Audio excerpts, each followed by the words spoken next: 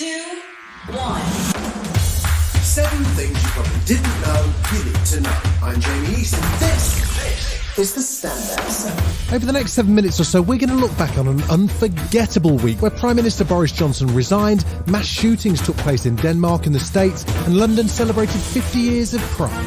This is the Standout 7 from the Smart 7. Don't forget to hit that follow button to get your daily updates at 7 a.m.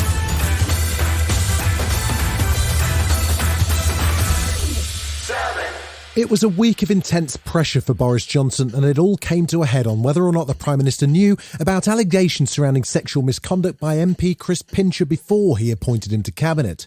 Eventually admitting that he could have done better, the revolt from Tory ministers and backbenchers spilled out into Prime Minister's question time on Wednesday. Mr. Speaker, isn't this the first recorded case of the sinking ships fleeing the rats? Does the Prime Minister think there are any circumstances in which he should resign? How many more ministers need to quit before he finally picks up his pen and writes his own resignation letter? By Wednesday evening, over 40 ministers and MPs had resigned their positions, and worse was to come for Boris as members of the Prime Minister's top team queued up on Wednesday night to ask him to resign. He held out, saying he was going nowhere, and later that night, despite 46 resignations, the most ever recorded in British politics, Boris decided to fire his Levelling Up Secretary Michael Gove for disloyalty. Priti Patel was thought to be among the cabinet members urging the resignation, as was Nadhim Zahawi, who initially defended the PM and only took over as Chancellor on Tuesday. But it was his former ally Sajid Javid who toppled the first domino. I have concluded that the problem starts at the top, and I believe that is not going to change. And that means that it is for those of us in a position who have responsibility to make that change. For Lib Dem leader Sir Ed Davey, the message is simple. The Tory party has failed us. He should have gone months ago. Liberal Democrats have been calling for him to go. And I've been very surprised that Conservatives haven't done what I think is their patriotic duty to get rid of him. You know, he doesn't tell the truth, he's incompetent, and there's no plan for the country. So another bruising day for Boris, who's been battling intense scrutiny from a powerful committee whilst also trying to save his job. Many of the departing ministers and officials spoke of issues with leadership and integrity, the tipping point being the way allegations against former Deputy Chief Whip Chris Pincher were handled. But defiantly, the Prime Minister said it wouldn't be responsible for him to walk away now. I cannot for the life of me see how it is responsible just to walk away from that, as I said earlier on in PMQs, particularly not when you have a mandate of the kind that we won 2-3 years ago. It did seem as though he had more lives than Larry the Downing Street cat, but finally, after 3 years of mayhem, reality caught up with Prime Minister Boris Johnson on Thursday. It is clearly now the will of the Parliamentary Conservative Party that there should be a new leader of that party and therefore a new Prime Minister. His resignation came after he was caught out in a lie over Deputy Chief Whip Chris Pincher, which was followed by a tidal wave of resignations, starting with Rishi Sunak and Sajid Javid and mounting throughout a 36-hour period with almost 60 quitting in total.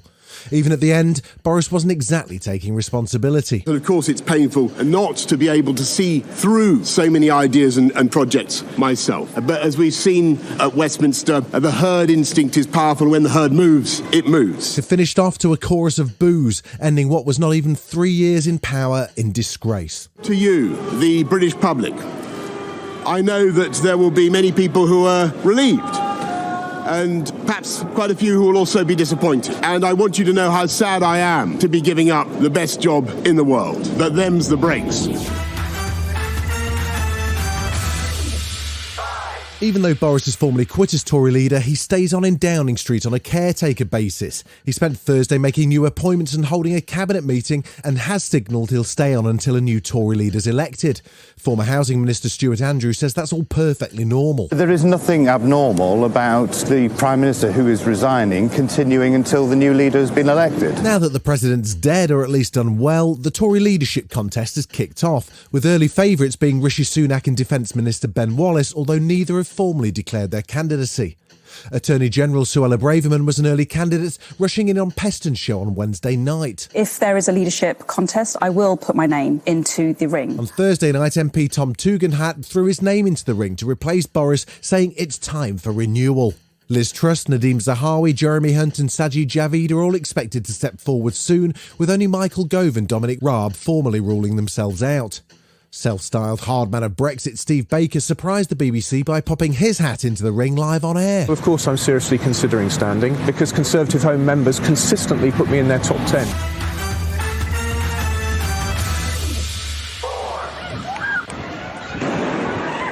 It was a bad week for mass shootings on both sides of the Atlantic. 3 people were killed and several more critically injured after a shooting at one of the largest and busiest shopping malls in Scandinavia, the Field Shopping Centre in Copenhagen. A 22-year-old Danish man was arrested at the scene on Sunday evening. He's since been charged with manslaughter and remanded in a psychiatric facility. An eyewitness to the event spoke to BBC News and said he was on his way into the building at 5:30 p.m. on Sunday, just as the incident started. At the time, I didn't think that those shots were actual gunshots, because it's not something that you would imagine in a country like Denmark. On Independence Day, the United States experienced its 3rd fatal mass shooting in as many months when a man fired into the crowd at a 4th of July parade in Highland Park, an affluent suburb outside Chicago, killing 7 people and injuring many more. One eyewitness described what she heard. But it sounded like fireworks, like those little pop you throw in the ground, those little pop-up ones. That's what it sounded like. How many shots you heard? Probably like 30 or 40. It was a lot. Highland Park Mayor Nancy Rottering was quick to make a public statement condemning the violence. This morning at 10:14, our community was terrorized by an act of violence that has shaken us to our core. Our hearts go out to the families of the victims during this devastating time. Several hours after the shooting on Monday, police arrested a 21-year-old suspect and have since charged him with murder.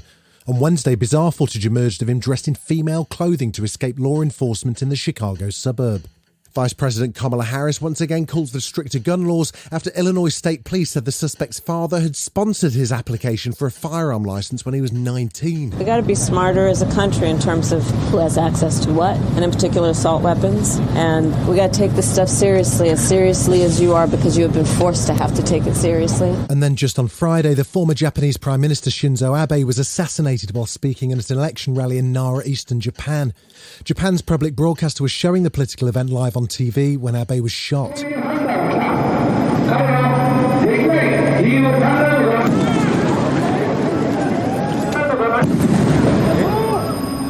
shooting shocked the country. As Japan has extremely strict firearm licensing laws, gun violence is rare.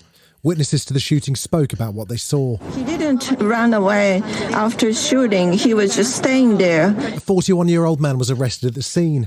A former member of the Maritime Defence Force, it appears he used a homemade device to shoot the well-known politician who was Japan's longest-serving Prime Minister. Current Japanese Prime Minister Fumio Kishida spoke before Abe was pronounced dead and said the shooting was a heinous act. It is barbaric and malicious, and it cannot be tolerated. We will do everything we can. I would like to use the most extreme words available to condemn this act.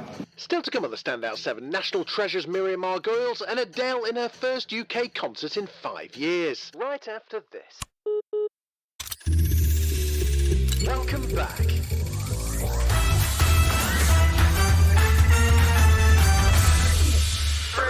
Last weekend marked the end of LGBTQ+ Pride Month, with celebration parades taking place across the country.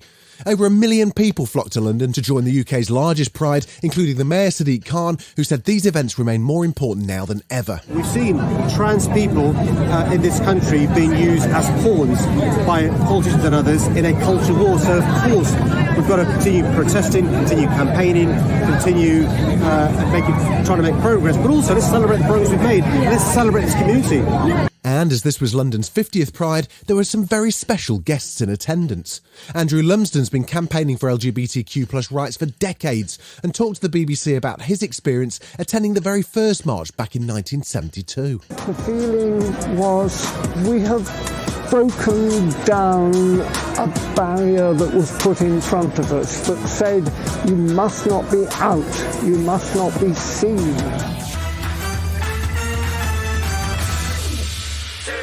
After cancelling her Las Vegas residency back in January at the last minute, Adele held her first UK public concert in 5 years in Hyde Park on Friday night. It was an emotional return for the singer, who relied on her fans to get her through her opening number, the aptly titled Hello. I was one, I'm so happy to be here. So go over, help me. She also took time to fire some T-shirts into the crowd, which led to this unforgettable moment for one young fan.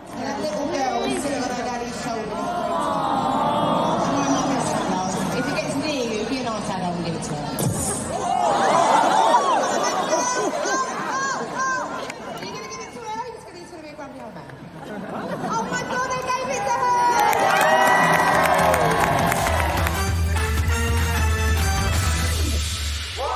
Britain's favourite national treasure, Miriam Margoyles, made another memorable appearance on Monday's episode of This Morning to promote her new memoir, This Much Is True.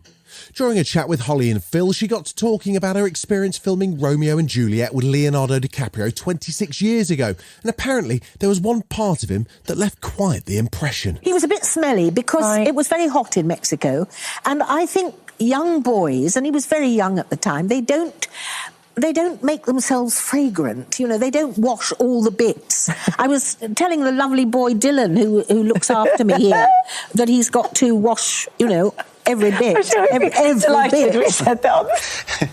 At least she didn't swear this time. This has been the Standout 7, the best of the week from the Smart 7. We'll be back tomorrow, 7 a.m. with the Sunday 7. Have a great rest of your weekend. Written, produced and published by Daft Doris.